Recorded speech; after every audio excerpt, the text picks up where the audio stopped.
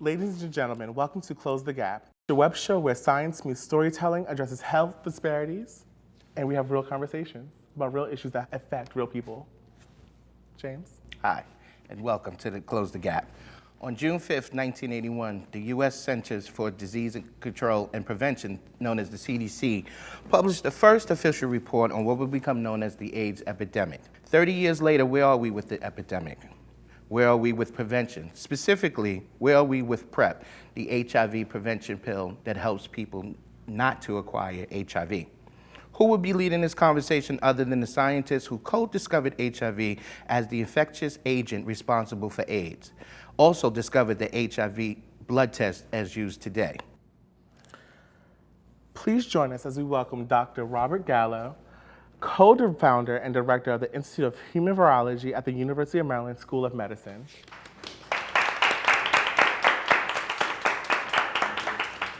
Let's get into it with my lead question, Dr. Gallo. So Dr. Gallo, what has changed about prevention since you co-discovered the virus? That implementation is certainly of recent time with PrEP, for example, is being put to effect.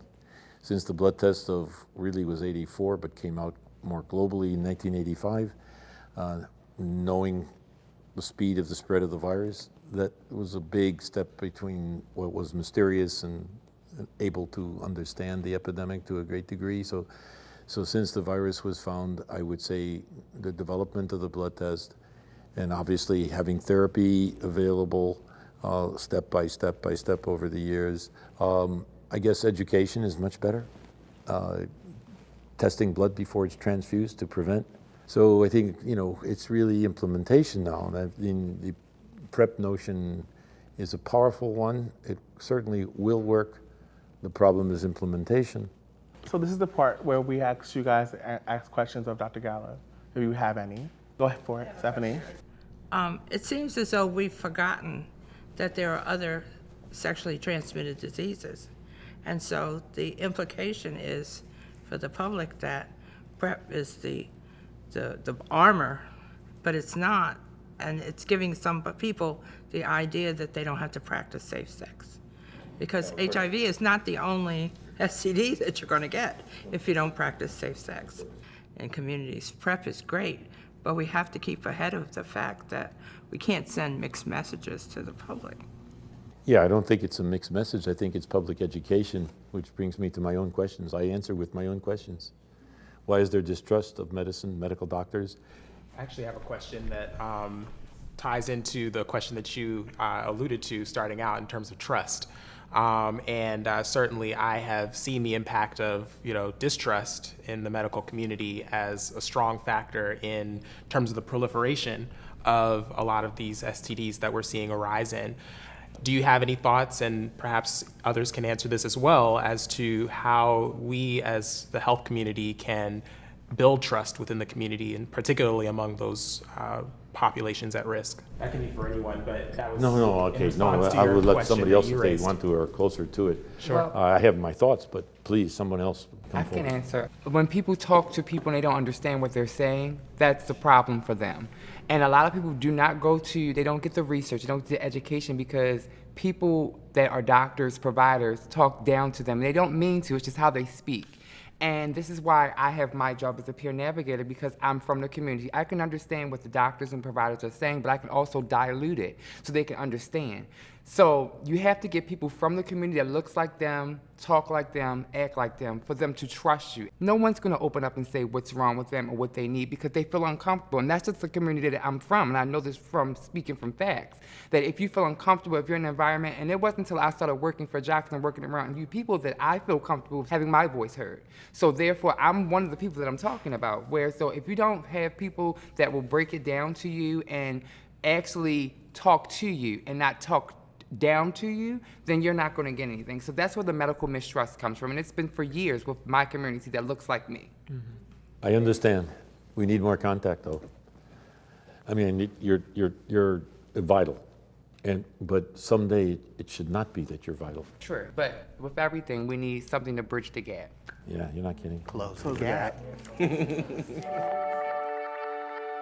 I just wanted to speak more from like a historic perspective where there are things from medical institutions that have been done to marginalize populations that have led to that mistrust. So it's a matter of one recognizing that in certain institutions did things that have been passed down generation to generation that has led to that mistrust.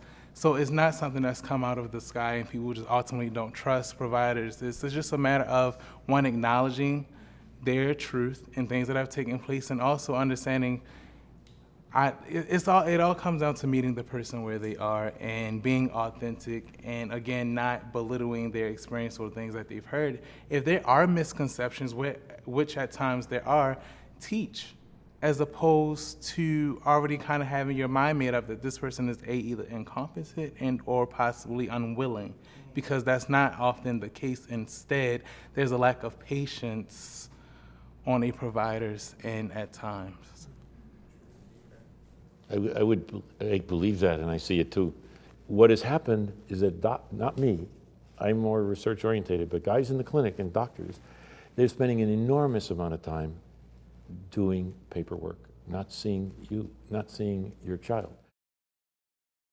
You know, and if you do, like how a community that is underinsured can have access to PrEP.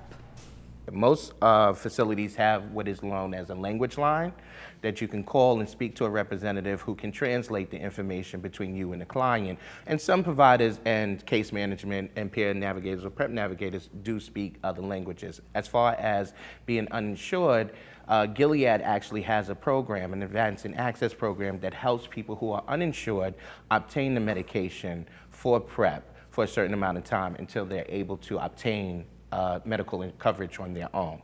So that's one way to help that population out that is uninsured, and as well as those that speak other languages, there are ways to communicate with the population if there is a language barrier. Federally qualified health centers are specifically funded as the healthcare safety net. So these are health centers that can see patients regardless of their insurance status. So at those places, Chase Brexton is one of them. I know you're at the Baltimore City Health Department, not a federally qualified health center, but has the means to see the uninsured patients. Total Health Care is a federally qualified health center. So there are centers that can see patients who are uninsured, and there's been a lot of effort to make sure that PrEP is part of one of the services that is provided. Thank you. From a provider's perspective, how can we strengthen the way in which we engage patients and having that conversation? Because if our effort, if the goal, if the mission is to one, meet the person where they are and help people in accessing care, we can't be dismissive, or we can't, again, deem people necessarily unwilling. We can't just stop there, because again, that conflicts with our overall goal to get people into care and to get people to undetectable, whatever their reality is. It's, again, meeting that person where they are. In addition to, when you think of narrative, there are so many different variables. You can't put Black communities and white communities on the same playing field, because there's a level of privilege within those who are Caucasian, right? So it's not equal. There are so many different variables. There's an educational variable. Does that even tie into like access to healthcare? Absolutely. When it comes to even the thought, when it comes to the prioritizing of it, that in it itself is a privilege. For some, you can very well call off of work and be covered and attend an appointment and be getting your care. For others, you don't have a choice but to continue to work because you have a family, you're of low income, you have a low socioeconomic status. So there are certain things that we think are a given for some when they're not. So it's a matter of how can we really think on a deeper level? Because this whole idea of like maybe some people are unwilling, that's the surface level. If you tease that out just a little bit more, you may come to find that there are other variables. So that's where case management comes in at. How can you really find a navigator or a case manager to really see what other things are at play within that individual's life? And you are just describing the Latina community is very similar to the African American community. On top of the barriers that are already there, which is like the job, like people cannot take off work because then they're going to lose it. Like they don't have sick days, they don't have insurance. Most of our community is undocumented, and I will say that at least at 30%, if not even more, they have a degree of 8th grade or less. So being educated is not a priority about being educated about medical issues. I think a big part of it, though, also has to do with who has the power to make these decisions, right?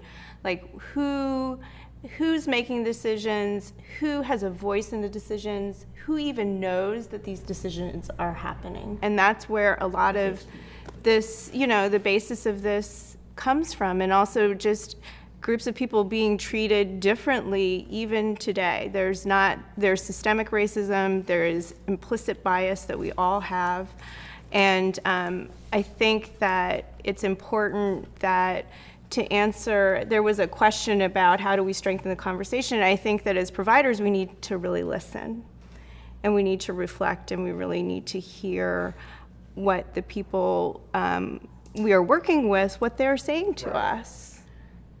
But sometimes the docs are really busy, right? And I know scientists that are medical scientists that give talks. I'm told that I'm good at it. I don't know. But a lot of scientists will give talks that I look and I say, gee, the audience, forget anybody here. I'm talking about other scientists. They're really not getting anything. There's a guy's talking way over their head. He's using all kinds of jargon that they don't understand. Doctors in the clinic are used to moving fast. They're overworked, generally speaking, and they're talking only jargon to their peers. They're just in their world. And it's not they're doing it deliberately or cruelly. Right, but I think in order to be effective, that's a skill, that is part of my job, right? Mm-hmm. Like if I want to effectively deliver care, I can write all the prescriptions I want and I can talk all I want, but if that's not therapeutic to the person in front of me, that's a waste of our time. Yes. I would really like to know, because in an effort like, again, this is closing the gap, and you highlighted kind of like a deficiency within providers. They don't have the time to like really build rapport with their patients. So what if there was this series of conferences where providers kind of learn how to write the prescriptions and do their paperwork in addition to building rapport and being able to listen to their patients, because that clearly is why there's a gap. And I don't want to kind of tiptoe around that massive issue, because if we continue to just completely not acknowledge that, we will forever have that gap if providers cannot converse with their patients. So you think that's around cultural competence? As far as the provider, there's a lack of cultural competence indeed. So how can we, put efforts towards better equipping our providers? I think I agree with you that there's also just a real crunch financially. So, depending on what clinic where you work, you may have 10 minutes to see a patient, 20 minutes for a new patient. I mean, that's impossible. It's completely impossible. So I am constantly running late. I'm constantly behind on my notes, which is also not good. It's not good. It's not good to set up a system to fail. Mm-hmm. And the way that the healthcare, industry is set up, many people are not happy. Providers are not happy. Patients are not happy. We're not really given the time that's needed to really meet with our patients. So I agree with you, but there's also a system in place that's working against us to make that happen. Yeah, I think that's why talking is important, because they don't know the problem. We don't know the problems on one side sometimes, and you don't know the problems on the other side sometimes. And also on the education piece, I would just add that academic community partnerships such as this one are essential because many people who will never make their way to an academic medical center in order to get the information that they need as it relates to prevention. But I think that having outlets like this in the community closer to where people live will be hopefully more effective. And I would also add to that faith-based organizations, particularly as it relates to the Black community, really needs to have a stronger involvement with that. And I understand the challenges that are inherent there, but I certainly think that as we move forward, that needs to be an area that we pay more attention to. Dr. Gallo, where do you think the future of HIV and HIV prevention is going to go? If we don't get a vaccine, a really effective vaccine, it's going to be continually difficult. I believe in PrEP. Yes, it's obvious. This works. I'm not sure I believe in human beings following it so carefully. That's the problem. It's going to depend on society, economics. It's beyond me, beyond us, beyond scientists. It's not a scientific problem at that level. Vaccine is still a scientific problem. The big science problems, in my view, I shouldn't say this, scientists shouldn't say it, but I'm going to say it. I think the big science problems have been solved long ago.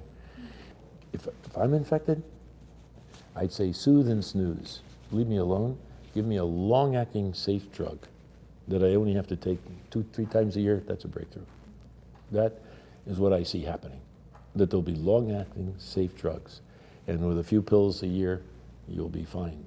That's what I think will happen, I believe can happen. Yeah. Thank you, everyone. Thank you.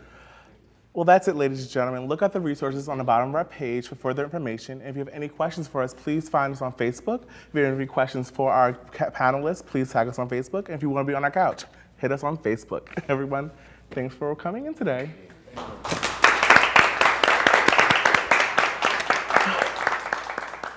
And that's a wrap.